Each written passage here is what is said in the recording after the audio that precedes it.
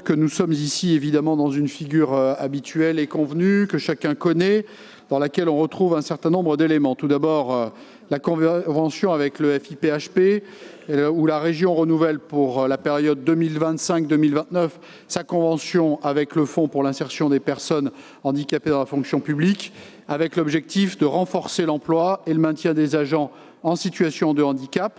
Le budget consacré est de 3,42 millions d'euros, dont 1,4 million financé par le FIPHP. Nous retrouvons la tarification des repas pour les agents territoriaux, où on rappelle un tarif unique de 2,80 € qui est instauré pour les repas des agents dans les lycées publics à compter de septembre 2025. Mesure qui vise l'équité, la simplification, avec une indexation annuelle sur l'inflation, avec un plafond de 10 %. En troisième point, nous retrouvons une actualisation du tableau des effectifs avec la création de 20 postes administratifs, 10 de catégorie A, 10 de catégorie B, pour répondre aux besoins organisationnels.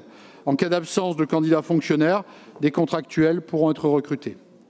Quatrième point qui concerne le bilan 2024 des aides d'État aux entreprises. La région a versé 94 millions d'euros sur un total de 111,5 millions d'euros d'aides d'État recensées, soit 85 % du total régional. Ces aides sont encadrées par les régimes européens et soutiennent principalement l'innovation, l'environnement et les PME. Il est également rendu compte des délégations au président, avec un rapport qui détaille les décisions qui ont été prises dans le cadre des délégations que vous m'avez confiées, marchés publics, fonds européens, actions en justice, régie, notamment, et pour assurer la transparence de la gestion.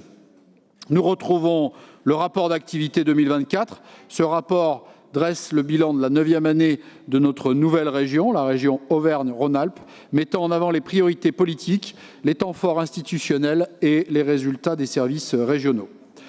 Nous trouvons également le rapport de développement durable. Il évalue les actions menées en matière de transition écologique, de gestion des ressources et d'aménagement durable.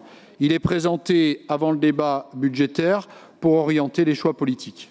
Enfin, nous retrouvons le rapport sur l'égalité femmes-hommes.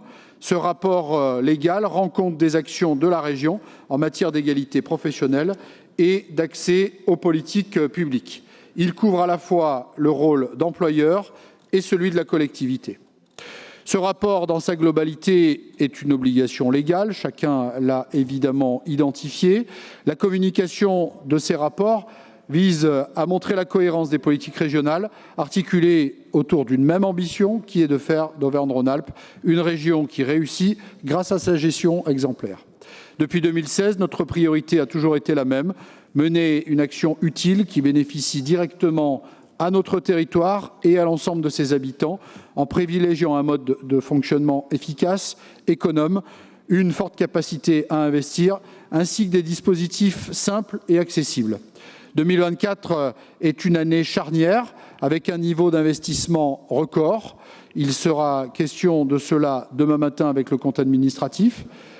Du succès de la candidature aux Jeux olympiques et paralympiques d'hiver 2030, du renforcement du positionnement de notre région comme premier partenaire des territoires, des excellents résultats en matière de relocalisation industrielle, et il ne faut jamais manquer une occasion de le dire, qui nous place à la tête des régions françaises, ça a été rappelé à l'occasion de nos débats en cette journée. Et enfin, de la poursuite de nos actions pour protéger nos habitants en matière de santé et de sécurité, comme là aussi il a été l'occasion de le rappeler aujourd'hui. S'agissant de l'avis de la Commission sur ce rapport, je donne la parole à Pierre Oliver. Merci.